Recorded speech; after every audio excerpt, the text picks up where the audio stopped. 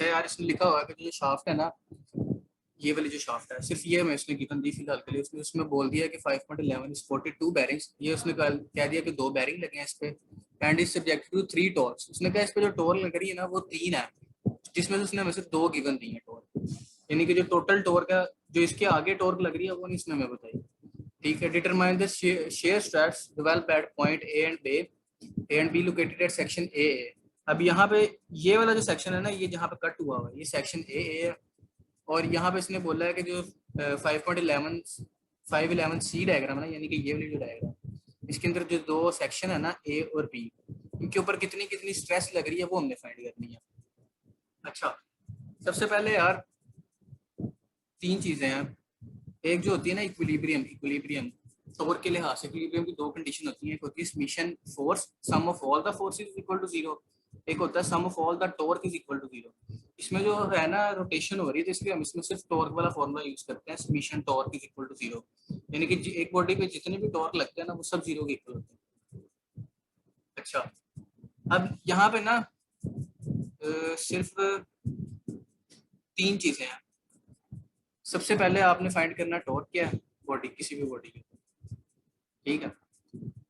Torque find कर लेंगे तो उसके ऊपर कितना स्ट्रेस लग रहा है वो फाइंड करना इजी हो जाएगा, इसलिए सबसे पहले टॉर्क फाइंड करते हैं। तो टॉर्क किससे फाइंड करना है? टॉर्क फाइंड करना है समेशन टी से। Summation T is equal to 0। अच्छा, अब जब टॉर्क फाइंड हो गया ना, तो इसके कुछ फॉर्मूले हैं वो बताता हूँ आपको, वो करना।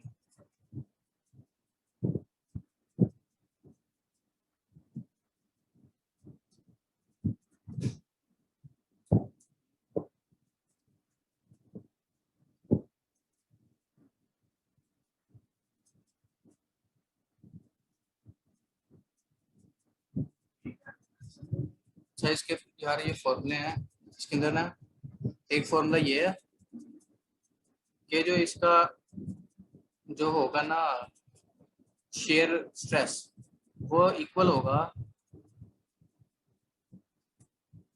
शेयर स्ट्रेस जो है इसका इक्वल होगा टॉर्क के मल्टीप्लाई बाय सी ओवर।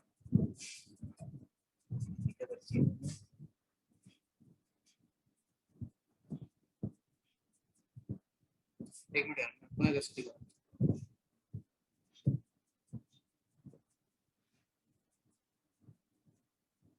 ये है इसका फॉर्मूला। ये चीज जो सम ऑफ शेयर है ना, शेयर जो भी शेयर स्ट्रेस लग रहा है वो इक्वल है टी सी ओवर जे।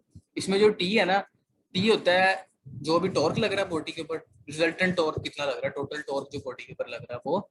सी होता है उस टॉर्क, जो शाफ्ट है ना उसका जो रेडियस है, मैक्सिमम रेडियस, यानी कि जो शाफ्ट एक सर्कल फॉर्म में होती है, उस सर्कल का जो रेडियस होगा वो सी होगा हमारे पास। और जे ये हमारे पास कांस्टेंट होता है उस शाफ्ट के हिसाब से होता है, हर शाफ्ट का अलग अलग कांस्टेंट होता है। अच्छा, अब ये जे का आगे फॉर्मूला है, जे इक्वल होता है पाई/2 सी की पावर 4। ये सिर्फ उस केस में है जब जो शाफ्ट है ना वो सॉलिड है, उस केस में हम जो सी है ना उसको सिर्फ उसकी पावर 4 लेंगे। लेकिन जैसे अगर शाफ्ट होगी, अब सॉलिड के केस में एक ही सर्कल होगा, जाहिर सी बात है जो आउटर सरफेस है उसका, इसलिए यहाँ पे एक ही से ले लेते हैं रेडियस। लेकिन जब अगर शाफ्ट जो है ना अंदर से होलो है ना, तो होलो एक अंदर वाला सर्कल होगा, इनर सर्कल, जाहिर सी बात है होलो अंदर से, तो अंदर भी एक सर्कल होगा और एक सर्कल बाहर होगा। उन दोनों जो सर्कल होते हैं ना, उन दोनों के रेडियस की पावर 4 लेके माइनस करते हैं, फिर हमारे पास जे आता है। ये जे का फॉर्मूला। अब आ रहे थे न्यूमेरिकल पे। अच्छा, उसने पहले ये वाली डायग्राम गिवन कर दी। उसने कहा कि जो टॉर्क है ना, एक ये लग रहा है 42.5, एक 30 लग रहा है। अच्छा, ये जो टॉर्क होता है ना, ये काउंटर क्लॉकवाइज डायरेक्शन में हमेशा पॉजिटिव होता है, यानी कि एंटी क्लॉकवाइज डायरेक्शन में, और क्लॉकवाइज डायरेक्शन में हमेशा पॉजिटिव होता है। क्लॉकवाइज डायरेक्शन में नेगेटिव होता है, एंटी क्लॉकवाइज में पॉजिटिव होता है, यानी कि उल्टा हिसाब है इसका घड़ी से। अच्छा, अब ये यहाँ पे उसने जो टॉर्क है ना उसकी वैल्यू पुट की, देखो 42.5, ये किस साइड डायरेक्शन में था, एंटी क्लॉकवाइज, पॉजिटिव लिख लिया। माइनस इसलिए आया क्योंकि ये क्लॉकवाइज डायरेक्शन में था, क्लॉकवाइज के साथ माइनस आ गया और साथ 30।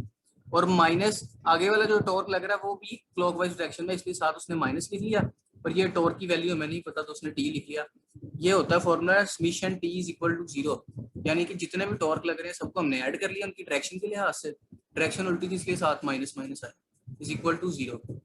ये अब ये वाला टी उस साइड पे चला जाएगा, ये दोनों आपस में माइनस हो जाएंगे, जो हमारे पास टोटल टॉर्क आया वो 12.5 है। फिलहाल टॉर्क फाइंड कर लिया। अच्छा, टॉर्क के अलावा, टॉर्क के बाद जो अगली चीज फाइंड करनी है ना वो हमेशा जे फाइंड करना है, ठीक है, जे फाइंड करना है। अब ये जे फाइंड करने के लिए, क्योंकि ये सॉलिड शाफ्ट है तो सिंपल पाई बाय 2 और सी की पावर 4 आ जाएगा। सी हमारे पास क्या है, ये वाला रेडियस है, ये फुल रेडियस, ये कितना है, यहाँ से बिल्कुल दरमियान से लेके फुल सरफेस तक जो रेडियस होता है ना वो होता है हमारे पास सी। तो यहाँ पे सी कितना है, 0.75 दिया उसने, 0.75, 0.75 की पावर 4 ले ली, यहाँ से जे फाइंड कर लिया, हमारे पास जे की वैल्यू क्या है। अच्छा, अब उसने हमें बोला था कि ये दो है हमारे पास सेक्शंस, एक ये ए है एक ये बी सेक्शन है।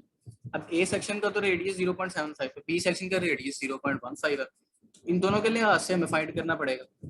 तो जब हम मैक्सिमम के हिसाब से करते हैं ना, यानी कि जब बिल्कुल फुल रेडियस लेते हैं तो हम सी यूज करते हैं, लेकिन जब अंदर वाला कहीं का भी रेडियस, यानी सर्कल छोटा करके लेना हो ना, अंदर वाले किसी पोर्शन का फिर स्ट्रेस निकालना हो तो उसके लिए हम पी लिखते हैं। ये पी एस एल में होता है, फाई होती है। अच्छा, अब 12.75 टॉर्क आ गया था हमारे पास, यहाँ पे टॉर्क फाइंड हो गया, यहाँ पे हमने जे फाइंड कर लिया, दोनों चीजें आ गई, इसके अंदर टॉर्क की वैल्यू पुट की, जे की वैल्यू पुट की, और जो जिस रेडियस के लिहाज से आपने निकालना है वो वाले रेडियस की वैल्यू पुट कर दी। अभी आउट सेक्शन ए के लिहाज से रेडियस 0.75 था, तो 0.75 रेडियस पुट कर दिया। अब सेक्शन बी के लिहाज से रेडियस कितना है, 0.15, ये लिखा हुआ 0.15, तो 0.15 यहाँ पुट कर दिया, दोनों का अलग अलग शेयर स्ट्रेस आ गया, इस तरह शेयर स्ट्रेस फाइंड कर लिया। अच्छा, इसकी एक और, इसका न्यूमेरिकल देखते हैं अब।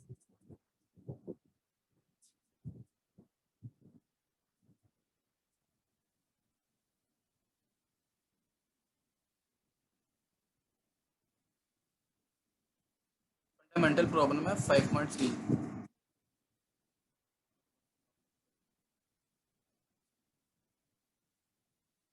ये वाली प्रॉब्लम है 5.3 सर ने जो दी हुई है। तो यार इसमें ना दो चीजें हैं, उसने पहले बोला हुआ है the shaft is hollow from A to B, A से बी तक ये जो शाफ्ट है ना यहाँ तक होलो है, आगे से जो शाफ्ट है ना ये वो है सॉलिड।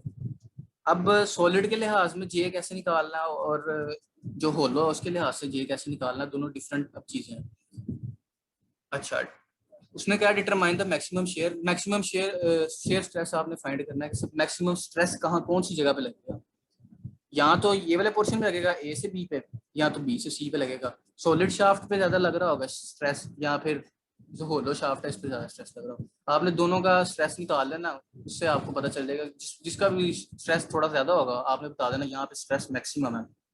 अच्छा, उसने जो बोला ना, उसने बोला है ये जो शाफ्ट का आउटर सरफेस है ना, ये जो बिल्कुल आउटर है, ये 80 mm का डाया है, हमें चाहिए रेडियस, तो डाया को हाफ कर लेंगे 40 mm हो जाएगा, हमें रेडियस चाहिए होता है। अच्छा, उसने बोला कि जो ये डाया की अंदर वाली साइड पे थिकनेस है ना, ये जो होलो के अंदर थिकनेस है इसकी, ये वाली ये चीज, ये उसने बोल दिया कि 10 mm है, यानी कि जो अंदर वाला रेडियस बना, अंदर वाला जो डाया बना वो 70 mm बना, क्योंकि 80 में से 10 माइनस किया ना, क्योंकि थिकनेस 10 है, 10 माइनस किया, अंदर वाला 70 mm बन गया, 70 mm को 2 पे डिवाइड कर लिया, 35 mm उसका रेडियस बन गया हमारे पास। अच्छा, अब इसको करना कैसे है,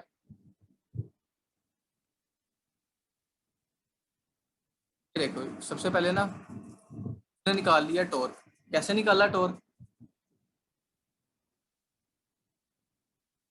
यहाँ पे लग रहा था 4, यहाँ पे लग रहा था 2, तो जारी सी बात है ये भी काउंटर क्लॉकवाइज में है, ये भी काउंटर क्लॉकवाइज में है, तो दोनों सेम डायरेक्शन में, तो दोनों टॉर्क ऐड हो जाएंगे, तो 4 + 2, टोटल जो हमारे पास टॉर्क लग रहा है ना इस पूरी बॉडी पे वो 6 kN/m।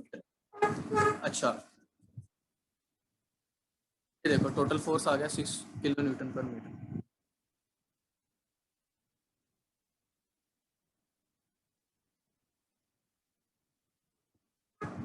अच्छा, अगली चीज उसने क्या की, वो चला गया सॉलिड शाफ्ट पे, सॉलिड शाफ्ट थी ना,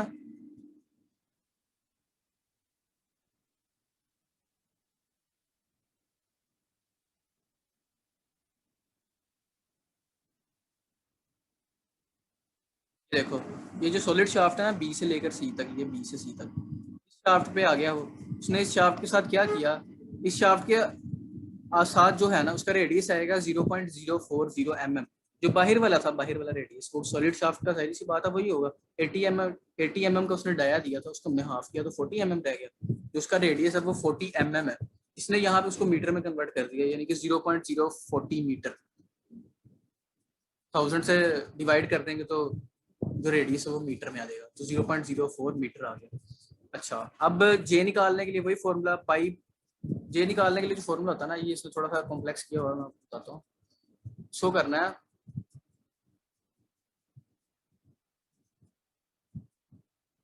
अच्छा, जे निकालने के लिए जो फॉर्मूला ना, वो आपने ये लिखना है, जे इज इक्वल टू पाई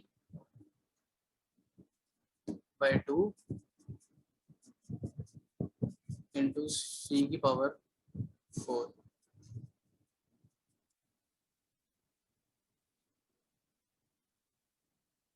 इसने यहाँ पे वैल्यू दी है ना,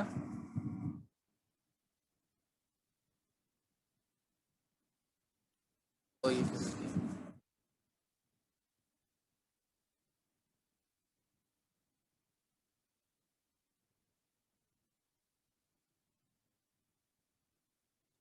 ए का फॉर्मूला पता चल गया। उसने यहाँ पे थोड़ा सा ना कॉम्प्लेक्स कर दिया। उसने डाया लेके नीचे 32 से मल्टीप्लाई, नीचे 16 से मल्टीप्लाई करा दिया। तो इस तरह नहीं करना, सिंपल 0.040 पुट करना है, उसकी पावर 4 लेनी है, उसको पाई बाय 2 से मल्टीप्लाई करेंगे तो ये आंसर आ जाएगा सीधा हमारा।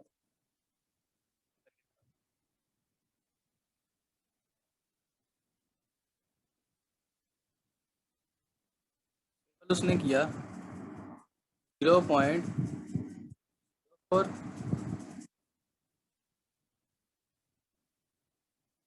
को मल्टीप्लाई कर लिया 3.14, जो पाई की वैल्यू है, उसका जो भी आंसर है उसको डिवाइड कर लिया उसने, नहीं बल्कि सबसे पहले जो 0.04 है ना, इसकी पावर लेनी है 4। जब वही होता क्लियर है, 0.04, उसकी पावर लेनी 4, इसकी पावर 4 ली तो ये आंसर आ गया। इसको मल्टीप्लाई किया पाई के साथ, 3.1415,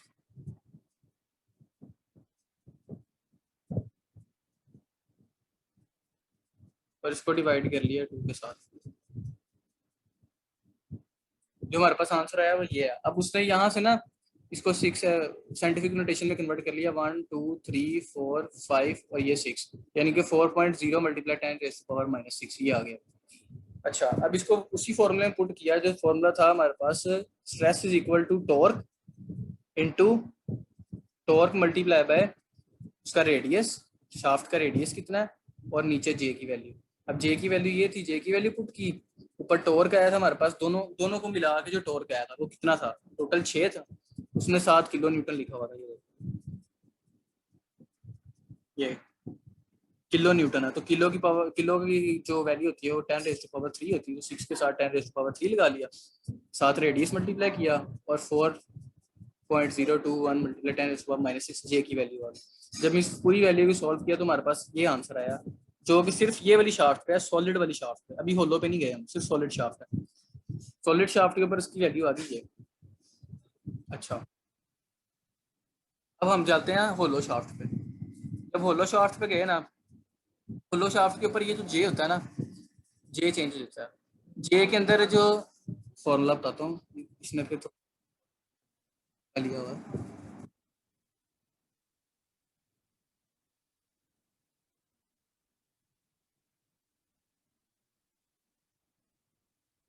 ये होता है जे टू पाई बाय 2, और होता है सी की पावर 4। ये जो सी होता है ना, सी मैक्सिमम होता है हमारे पास। यानी कि जितना सी मैक्सिमम होगा माइनस सी की पावर 4। मतलब कि ये वाला जो सी है ना, ये इसकी जो आउटर लेयर ना, आउटर लेयर जो इसने 80 दी हुई थी डाया, वो वाली लेयर सी मैक्सिमम की जगह आएगी, माइनस जो इसकी इनर लेयर है जो 10 माइनस करके थिकनेस माइनस करके 70 बची थी, यानी यानी कि उसका जो रेडियस होगा 35 यहाँ पुट होगा और 40 यहाँ पुट होगा। फिर जब इन दोनों का रेडियस ले लेंगे उसके हिसाब से जो जे आएगा ना, होलो का जे वो होता है जो दोनों रेडियस को माइनस करके निकलता है। इसलिए यहाँ पे उसने ये किया हुआ D not minus D I, यानी कि डी बिल्कुल मैक्सिमम और डी इनर जहाँ पे भी आपका इनर रेडियस आया हुआ है उस हिसाब से करते हैं। यहाँ से उसने जे निकाल लिया ये वाले फॉर्मूले से, जे निकाल के फिर उसी फॉर्मूले में पुट कर दिया जो हमारे पास फॉर्मूला है, stress is equal to torque into C over J. अच्छा, के की वैल्यू ये आई थी 2.794, यहाँ पे पुट कर दी। टी की वैल्यू हमारे पास, अच्छा अब ये 2 कैसे आई, 2 टी की वैल्यू, जब हमने ये इतना इतना पोर्शन कर लिया ना, तो ये जो टॉर्क है ना 4 किलो न्यूटन मीटर का, ये इसके साथ ही खत्म हो गया। अब हम शाफ्ट को यहाँ से देख रहे हैं तो सिर्फ ये जो टॉर्क होगा ना ये काउंट होगा, जो कितना है 2 किलो न्यूटन पर मीटर का। तो सिंपली 2 किलो न्यूटन था तो 2 इंटू 10⁻³ हो गया, रेडियस उतना ही रहेगा 0.40, क्योंकि हम मैक्सिमम शेयर फाइंड कर रहे हैं ना, इसलिए यहाँ पे सिर्फ आउटर रेडियस ले रहे हैं। अगर मिनिमम भी साथ इंटरनल भी फाइंड करना होता ना, इंटरनल जो होलो का शेयर है, तो फिर हम 2 बार ये फॉर्मूला लगाना पड़ना था, एक बार ये वाले रेडियस पे, एक बार इंटरनल रेडियस पे। अब हमें उसने कहा ये है कि मैक्सिमम फाइंड करेंगे, देखो उसने कहा determine the maximum shear strength, इसलिए सिर्फ बायर बायर का जो शेयर है ना वो फाइंड करेंगे, इसलिए ये वाला रेडियस लगाया। नीचे जे की वैल्यू पुट की, इसमें हमारे पास एक और वैल्यू आ गई। अच्छा, अब एक वैल्यू जो हमारे पास आई वो ये आई है 29, 29 मल्टीप्लाई 10⁻⁶, इससे जो पिछली वाली थी इससे थी एक पहले भी, ये वाली चीज, ये वाली स्लाइड, अगर हमारे पास क्या वैल्यू आई थी 59.7। अच्छा, ये वाली सॉलिड के लिए थी, वो होलो के लिए थी 29। इसमें जो वैल्यू है ना वो ज्यादा आ रही है शेयर की, इसलिए जो शेयर मैक्सिमम है ना वो यहाँ पे होगा, सॉलिड शाफ्ट के ऊपर मैक्सिमम शेयर। आपने उसको ये बता देना आप।